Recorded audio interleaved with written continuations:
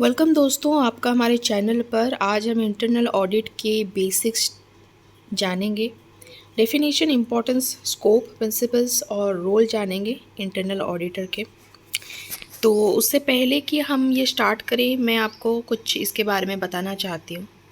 Internal audit एक तरह का ये कंप्लीट इंफ्रा कंपनी का फाइनेंशियल और ऑपरेशनल रिव्यू होता है, जिसको कई बार कन्फ्यूज़न में लोग रहते हैं कि इंटरनल ऑडिट और इंटरनल चेक जो है वो सेम है, but this is not same, this is totally different. Okay, ये लिंक्ड है बट सेम नहीं है।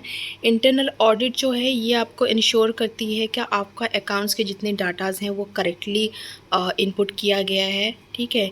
लेकिन आपका जो इंटरनल चेक है, इंटरनल चेक में सेट ऑफ रूल्स होते हैं अकाउंटिंग के, ताकि आप आपके अकाउंटिंग जो भी स्टेटमेंट्स है उसको चेक कर सके कि रूल को फॉलो किया गया है कि नहीं। तो ये डिफरेंस है। और मैं आपको ये भी बताना चाहती हूँ कि ऑर्गेनाइजेशन में कुछ स्पेशली असाइंड स्टाफ होते हैं, सिर्फ वो ही इसको अंडरटेक करते हैं, वो ही इसको हैंडल करते हैं, किसको, इंटरनल चेक को। वो ही उसका रिस्पॉन्सिबिलिटी लेते हैं, वो इंश्योर करते हैं कि इसमें जो भी डेटाज है वो सही है। तो अकाउंटिंग सिस्टम को इंश्योर करने के लिए ये दोनों की ज़रूरत होती है। और on the other hand, internal audit is thorough the examination of the accounting transaction as well as that of the system according to is this have been recorded.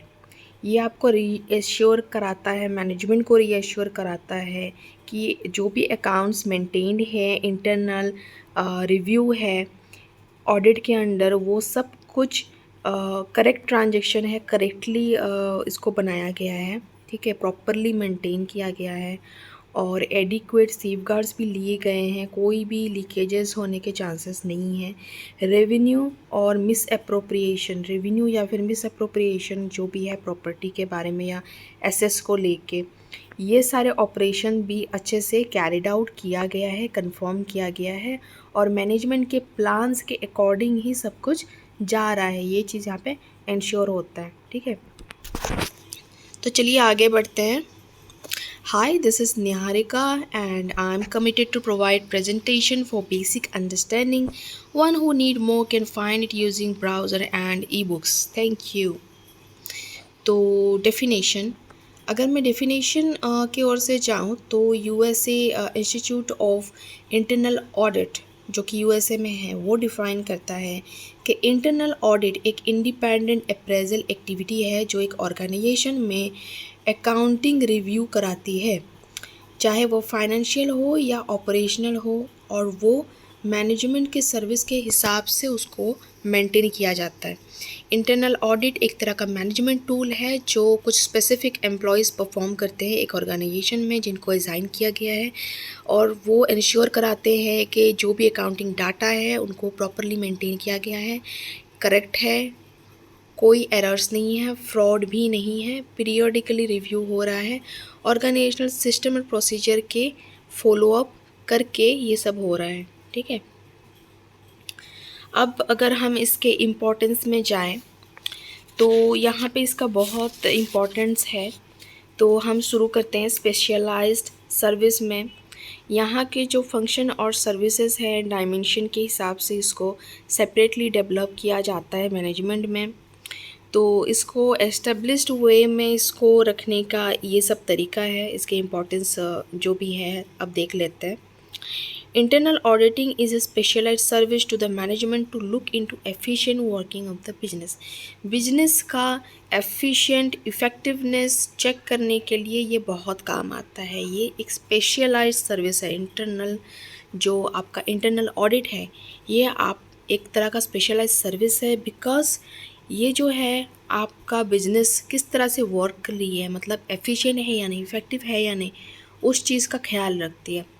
Solution of unhealthy situation, internal audit जो है कोई भी unhealthy situation related to misdoings, inefficiencies, ये solve out कर देता है, remove कर देता है एनी एरर को, ठीक है। और कोई भी चीज़ अगर फ्यूचर में आने वाली है, कोई भी प्रॉब्लम, उसको अर्ली पीरियड में ही उसको सट आउट कर देता है, उसको ठीक कर देता है, सॉल्व कर देता है, ठीक है। तो अगर कुछ ऐसा इशू है जो कि हायर मैनेजमेंट को इन्फॉर्म किया जाए, वो भी यहाँ से होके हायर मैनेजमेंट को खबर चली जाती है कि कौन से स्टेज में कौन सी दिक्कत आ रही है, ताकि हायर मैनेजमेंट के जो मैनेजमेंट पर्सन हैं, मैनेजर्स हैं, वो कुछ सल्यूशन दे सकें और उसको उनका अपना फीडबैक या अपना सजेशन वो प्रोवाइड कर सकें। ठीक है। देन आता है independent appraisal and reporting. Independent appraisal और रिव्यू इंश्योर करता है कि आप कितना रिलाय कर सकते हैं मैनेजमेंट इंफॉर्मेशन सिस्टम के प्रॉम्प्टनेस पर और मैनेजमेंट रिपोर्टिंग सिस्टम पर, क्योंकि उसके बेसिस में जो है टॉप मैनेजमेंट डिसीज़न लेती है।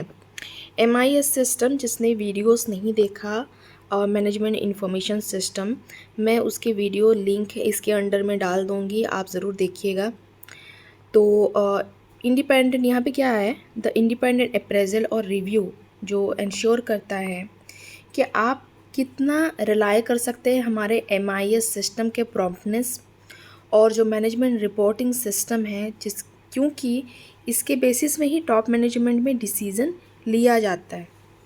फिर आता है इंटरनल कंसल्टेंट। इंटरनल ऑडिट जो है एक इंटीग्रल पार्ट है इंटरनल कंट्रोल सिस्टम का, तो इसीलिए ये एक इंटरनल कंसल्टेंट का रोल भी अदा करता है, एक ट्रू इंटरनल कंसल्टेंट का रोल अदा करता है। ये एक इंटरनल कंट्रोल सिस्टम का पार्ट है। क्या चीज़? Internal audit. ये एक इंटरनल कंसल्टेंट के हिसाब से काम कर रहे हैं। देन आता है good support to statutory audit. मैंने यहाँ पे स्टैट्यूटरी खाली लिखा है, ऑडिट नहीं मेंशन किया है। Good support to statutory audit लिखिएगा। तो यहाँ पे इंटरनल ऑडिट क्या करता है, ये आपको सही सपोर्ट प्रोवाइड करता है। कहाँ से? जब इंटरनल ऑडिटर क्या करता है, कुछ सर्टन इंटरनल कंट्रोल्स और साउंड इफ़ेक्टिव क्वालिटी इंश्योर कराता है कि इंटरनल कंट्रोल जो है सही से जा रहा है, जनरली एक्सेप्टेड है। अकाउंटिंग पॉलिसी को मद्देनज़र रखते हुए सारे प्रोसीजर को फॉलो करके ये इसको हम रिलाई कर सकते हैं, करेक्ट है। तब यहाँ से इसका काम शुरू होता है कि ये सही से एक तरह का सपोर्ट स्टैट्यूटरी ऑडिट को दे पाता है, ताकि वो फाइनेंशियल और ऑपरेटिंग डाटा को सही से एनालाइज कर सके और यूटिलाइज कर सके। देन आता है promotion of new business. Internal audit एक वैल्यूएबल असिस्टेंस है मैनेजमेंट के लिए, जैसा कि हम पहले से ही जान रहे हैं। तो यहाँ पे क्या होता है, नया बिजनेस अगर किसी को एक्वायर करना है तो इंटरनल ऑडिट जो है वो बहुत काम आता है प्रमोशन के लिए। ठीक है। सपोज़ आपका ऑलरेडी एक बिज़नेस है, वहाँ पे आपको कुछ नए प्रोडक्ट्स लाने हैं आपके कंपनी में। तो नए प्रोडक्ट्स लाने हैं तो क्या आपने जो भी इंटरनल ऑडिट के थ्रू में आप गए हैं, उससे क्या होता है, आपका जो मतलब वैल्यूएबल टाइम बचता है, आपका जो भी प्रॉफिट होता है उसको सही से हम लोग मैनेज करते हैं। तो जब नया प्रोडक्ट आता है तो हम उसको प्रमोट करने के लिए हमको बहुत ज़्यादा इजी बन जाता है। हम नए प्रोडक्ट को लॉन्च करने में, नए प्रोजेक्ट्स को लॉन्च करने में, अपने बिज़नेस को एक्सपैंड करने में, इवन डाइवर्सिफिकेशन बिजनेस में लाने के लिए हमको देर नहीं लगती। ये बहुत जल्दी होता है, डेवलपमेंट जल्दी होता है। ठीक है, इसीलिए बोल के न्यू बिजनेस प्रमोशन की ये बहुत सपोर्ट करता है। क्या सपोर्ट करता है? Internal audit. देन आता है अवेलेबिलिटी ऑफ इमीडिएट सर्विस। आपको इमीडिएट सर्विस अवेलेबल कराता है, जहाँ से इंटरनल ऑडिटर का काम ख़त्म होता है। परमानेंट एम्प्लॉयज़ जो होते हैं ऑर्गेनाइजेशन के, उनका काम ख़त्म होता है, सर्विसेज ख़त्म होता है। आप किसी भी टाइम कोई भी सर्विस यहाँ से अवेल कर सकते हैं, चाहे वो इमरजेंसी सर्विसेज हो। सपोज़ मैं आपको एग्जांपल देती हूँ, डिटेक्शन ऑफ ए फ्रॉड और मैटर्स। ठीक है, ये आपका इमरजेंसी सर्विस है जो आपको इमीडिएटली अवेल्ड किया जा सकता है। इन्वेस्टिगेशन, इंक्वायरी कराना है कि कहाँ पे क्या गड़बड़ चल रही है क्या, तो इसके लिए इंटरनल ऑडिट एक बेस्ट वे और प्रोसीजर है। अब इंटरनल ऑडिट आपको हेल्प करता है कि आपको इमीडिएटली पता चल जाए कि कहाँ पे फ्रॉड चल रहा है, कहाँ पे एरर हो रहा है। ठीक है। Then distinct part of management control process.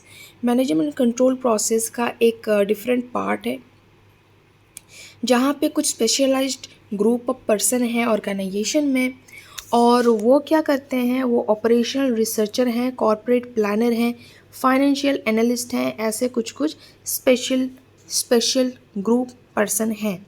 ठीक है, ये क्या करते हैं, ये मैनेजमेंट को असिस्ट करते हैं कि वो वाइटल डाटा, इम्पॉर्टेंट डाटा और इन्फॉर्मेशन को जो कि मैनेजमेंट डिसीजंस के लिए इम्पॉर्टेंट है उसको अवेल कराते हैं। वो आप इंश्योर कराता है ये चीज़। इंटरनल ऑडिट इस तरह से काम करता है कि आप independently various vital functioning areas को आप मैनेजमेंट कंट्रोल प्रोसेस में ला सकते हैं। ठीक है, आप चलिए देखते हैं इसका स्कोप क्या है। Scope of internal audit, according to the institute of internal auditors, the internal audit involves 5 areas of operations. The Institute of Internal Auditor के हिसाब से 5 एरिया हैं ऑपरेशंस के जिसके स्कोप्स हैं। तो वो 5 एरिया क्या हैं? Reliability and integrity of financial and operating information. Internal auditor को रिव्यू करना होता है कितना रिलायबल है, कितना इंटीग्रिटी है फाइनेंशियल और ऑपरेटिंग इंफॉर्मेशन में, जो कि हम आइडेंटिफाई कर पाते हैं, मेजर कर पाते हैं, क्लासीफाई कर पाते हैं रिपोर्ट्स और इन्फॉर्मेशन को। ठीक है, देन आता है compliance with laws and policy, plans, procedure, regulation.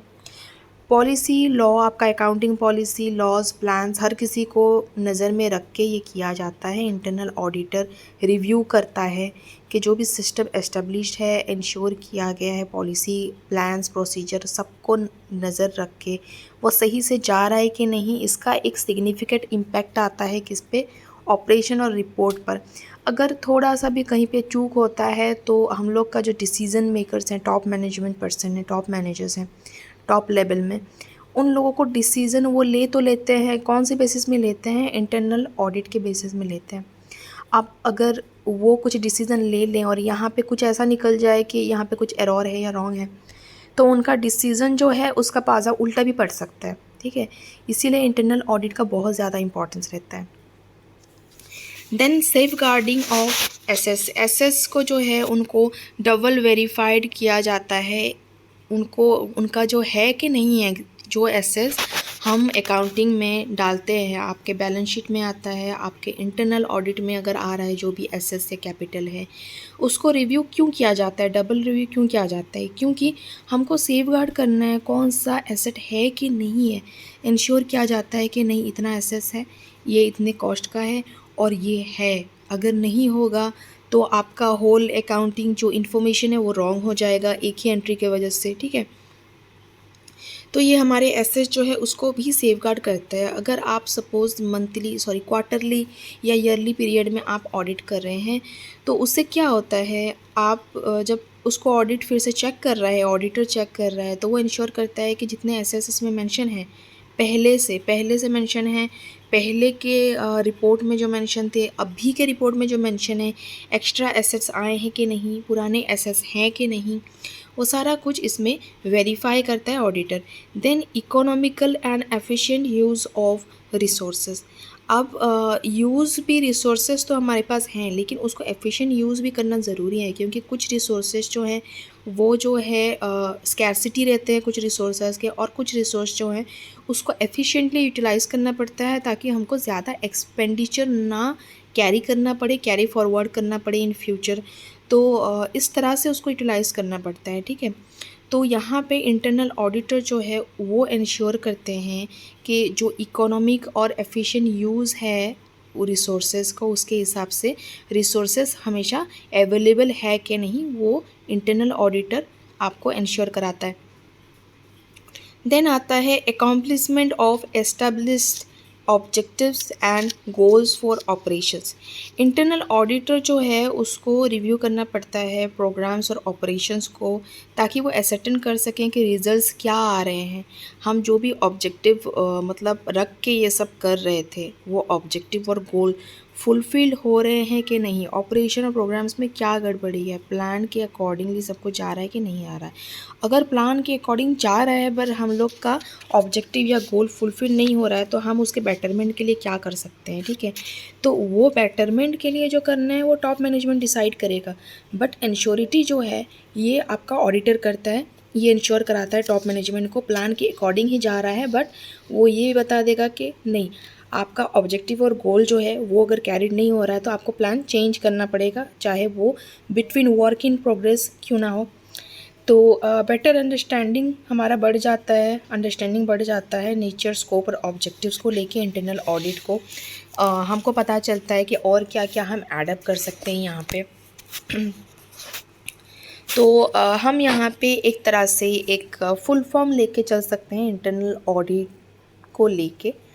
तो इंटरनल ऑडिट का फुल फॉर्म है I for independent appraisal, review and evaluation. इस तरह से आपको इजी होगा आपको एग्जामिनेशन पॉइंट में लिखने के लिए, ठीक है। आप अगर इस तरह से याद करेंगे फुल फॉर्म के हिसाब से, तो ये जो चीज़ है ये बार बार आ रही है, I for independent appraisal, review and evaluation, N for necessity of specialist service, T for thorough in making study, E for ensure complete objectivity, R for reporting without fear or favor, N for narrow down the gap between management objective and the efficiency achieved। ये आपको narrow down करना है management objective और efficiency के बीच में जो भी achieve हुआ है, ठीक है।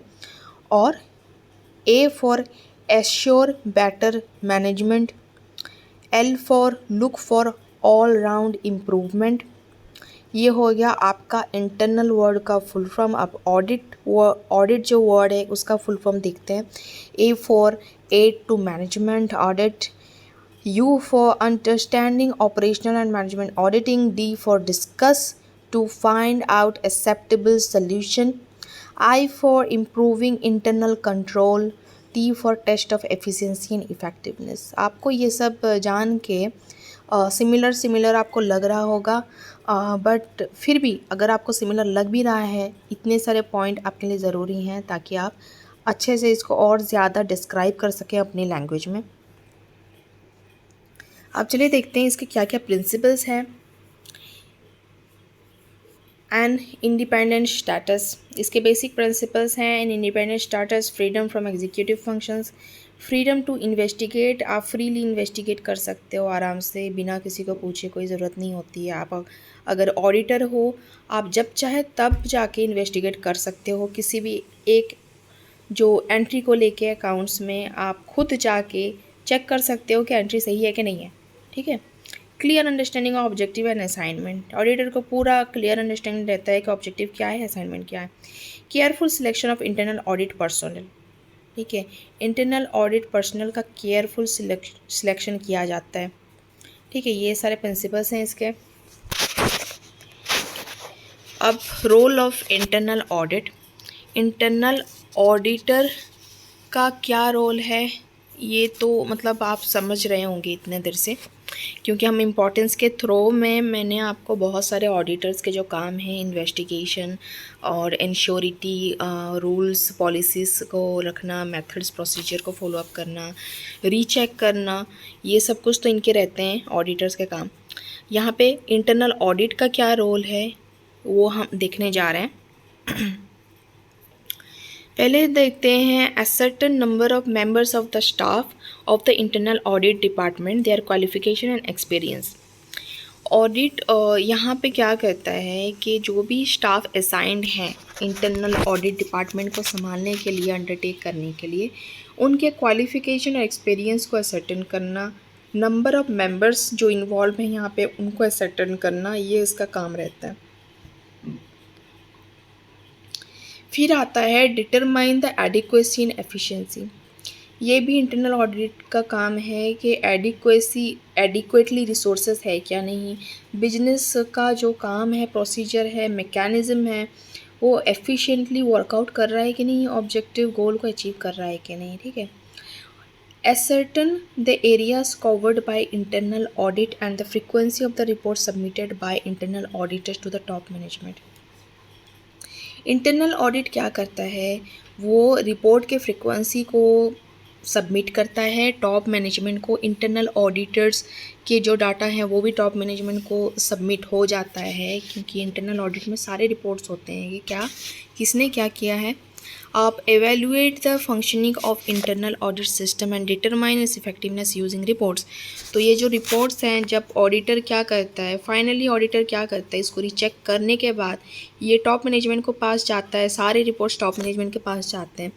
तो टॉप मैनेजमेंट जो है उनको एवेल्युएट करने में, देखने में टाइम नहीं लगता कि सिस्टम कैसा जा रहा है और इफ़ेक्टिवनेस है कि नहीं, और उसके बेसिस में उनको डिसीज़न लेने के लिए उनको प्रॉब्लम नहीं होता। ये इंटरनल ऑडिट का काम होता है, जो कि टॉप मैनेजर के लिए ये बहुत फ़ायदेमंद रहता है, ज़रूरी होता है। Ascertain the follow up action taken by the management ने कैसे फॉलो अप किया, कौन सा एक्शन लिया, मतलब आपने रूल्स प्रोसीजर ऑब्जेक्टिव गोल्स और प्लान सब कुछ दे दिया है आपके मैनेजमेंट को। तो वो जो मिडिल और लो मैनेजमेंट है, लो लेवल मैनेजमेंट है, वो किस तरह के एक्शंस ले रही हैं, क्या फॉलो अप कर रही हैं, क्या नहीं कर रही हैं, वो सारे डाटाज जो क्या हैं वो एसेटन करने में हेल्प हो जाता है इंटरनल ऑडिट को देखने के बाद। कौन देखता है? Top managers, top level of management के मैनेजर्स, ठीक है। तो उसके लिए ये इंटरनल ऑडिट का ये रोल है। अब यहाँ पे इंटरनल ऑडिटर्स और एक्सटर्नल ऑडिटर्स के कुछ डिफरेंस हैं, जो कि शायद कम हैं, आप चाहें तो ऑनलाइन रिसर्च कर सकते हैं। तो इंटरनल ऑडिटर्स जो हैं ये आपके ऑर्गेनाइजेशन के फ़ायदे के लिए ही करेंगे। एक्सटर्नल ऑडिटर्स जो हैं वो कंपेयर करते हैं आप स्टैट्यूटरी ऑब्लिगेशंस मीट हो रहे हैं कि नहीं शेयर होल्डर्स के, और वो सब कुछ मीट देखते हैं। एक्सटर्नल ऑडिटर दूसरे ऑर्गेनाइजेशन के ऑडिटर्स होते हैं, जिनको ये भी जानना ज़रूरी होता है कि हमारा ऑर्गेनाइजेशन कैसे चल रहा है, क्योंकि हम लोग कंबाइनली अगर कोई प्रोजेक्ट एस्टेब्लिश करना चाहते हैं, मर्ज होना चाहते हैं या कुछ भी होना चाहते हैं, तो यहाँ पे एक्सटर्नल ऑडिटर्स का काम शुरू हो जाता है। वो क्या करते हैं, हमारे जो बिज़नेस है उसके ऊपर भी वो लोग ध्यान देते हैं, मतलब जो बाहर के ऑर्गेनाइजेशन है वो कैसे फंक्शन आउट कर रहे हैं उसको भी ऑडिटर्स, जो एक्सटर्नल ऑडिटर्स हैं वो ध्यान देते हैं। उनका फोकस रहता है अकाउंटिंग कैसा है, फाइनेंस कैसा है। ऑब्वियसली ऑडिटर्स हैं तो वो अकाउंट्स पे ही ध्यान देंगे, क्योंकि वही रीचेक करना उनका काम रहता है, ठीक है। यहाँ पे है ड्राइविंग रिजल्ट्स क्या है, यहाँ पे ऑडिटर्स जो हैं, एक्सटर्नल ऑडिटर्स जो हैं, वो जब किसी दूसरे ऑर्गेनाइजेशन को विज़िट करते हैं, इन्वेस्टिगेट करते हैं, क्यों करते हैं, यहाँ पे दो चीज़ रहती है। एक रहता है according to law and procedure, हमारा जो इंडिया का अकाउंटिंग रूल्स है उसको फॉलोअप कर रहे हैं कि नहीं कर रहे हैं, वो जानने के लिए उस इन्वेस्टिगेट कर सकते हैं। और सेकेंडली ये ऑडिटर्स क्या करते हैं, ये ऑडिटर्स जो हैं मतलब गवर्नमेंट या और कोई मतलब आउटसाइडर उनको अपॉइंट करे रह सकता है, ठीक है। तो सेकेंडली क्या प्रॉब्लम रहता है, ऑडिटर्स जब आते हैं आपके ऑर्गेनाइजेशन बाहर, एक्सटर्नल ऑडिटर जब आते हैं तो आपके ऑर्गेनाइजेशन में क्या इशू है उसको जब वो देखते हैं, रीचेक करते हैं, तो वो कुछ सजेशन देते हैं कि आप रिकमेंड करते हैं कि आप अपने फाइनेंशियल कंट्रोल एनवायरनमेंट को कैसे इम्प्रूव कर सकते हैं, और ज़्यादा कैसे इम्प्रूव कर सकते हैं। क्योंकि एक्सटर्नल ऑडिटर्स बाहर से भी ट्रेनिंग ले रहते हैं, और इंटरनल ऑडिटर जो हैं वो एक ही मतलब हम लोग के ऑर्गेनाइजेशन के अंदर ही रहते हैं, वो आउटसाइडर मतलब आउटसाइड नहीं गए रहते हैं। ये लोग कुछ स्पेशलाइज्ड पर्सन हैं जिनको असाइन किया गया है हमारे ऑर्गेनाइजेशन के अंडर। तो इसीलिए इंटरनल ऑडिटर हो सकता है वो कंटिन्यूसली बहुत साल से आपके ऑर्गेनाइजेशन में काम कर रहे हैं, बट अगर वो फिर भी मतलब कुछ एक्स्ट्रा डेवलपमेंट नहीं ला पा रहे हैं, तो यहाँ पे एक्सटर्नल ऑडिटर जो हैं वो कुछ नए आइडियाज़, यूनिक सजेशंस वो ला के आपको रिकमेंड कर देते हैं। हमारे इंटरनल ऑडिटर्स को रिकमेंड कर सकते हैं कि भाई आप इस तरह से करो, ये स्टेप लो, तो आपका फाइनेंशियल कंट्रोल जो है वो और ज़्यादा इम्प्रूव हो सकता है, ठीक है। तो यहाँ पे रिस्क एंड कंट्रोल का अगर हम बात करें तो हम लोग के इंटरनल ऑडिटर जो हैं वो इंडिपेंडेंट व्यू देते हैं, बिना फियरलेस व्यू देते हैं। वो अपना काम कर रहे हैं, गवर्न कर रहे हैं, रिस्क ले रहे हैं, जो भी कंट्रोल प्रोसेस है, डिज़ाइन है, उसको इंश्योर करा रहे हैं कि ये रिस्क फ्री है, इफ़ेक्टिवली सब मैनेज हो गया है, ये सब काम करते हैं। बट यहाँ पे एक्सटर्नल ऑडिटर का क्या काम है, वो रिस्क और मतलब जो भी रिस्क है उसको आइडेंटिफाई करते हैं, और जो भी कंट्रोल नहीं हो पा रहा है, जो भी एक्सटर्नल चीज़ है। अब इंटरनली तो आप कंट्रोल कर सकते हो, लेकिन ऑर्गेनाइजेशन के बाहर जो चीज़ चल रहा है उसको आप कंट्रोल नहीं कर सकते। तो उसके हिसाब से आपको क्या ज़रूरत है, ये एक्सटर्नल ऑडिटर जो हैं ये आपको हेल्प करते हैं वहाँ पे, ठीक है। और वो इस तरह के प्रैक्टिसेस आपको बताते हैं कि आप इस तरह से प्रैक्टिसेस करो जो कि आपका जो एक्सटर्नल जो एनवायरनमेंट है, मार्केट है, उससे आपका बचाव हो सके और आप उससे रिस्क तो फ्री नहीं हो सकता, बट उस रिस्क को हम मिनिमाइज़ कर सकते हैं एक हिसाब से, जो चीज़ मतलब हमारे ऑर्गेनाइजेशन के कंट्रोल में नहीं है, ठीक है। एक्सटर्नल एनवायरनमेंट जो है वो हमारे ऑर्गेनाइजेशन कंट्रोल में नहीं होता है, एक्सटर्नल चीज़ होता है, ठीक है। थैंक यू दोस्तों, आपको वीडियो पसंद आए तो लाइक, कमेंट एंड शेयर करना नहीं भूलिएगा और सब्सक्राइब ज़रूर कीजिएगा अगर आपको आगे भी ऐसे वीडियो चाहिए। Thank you.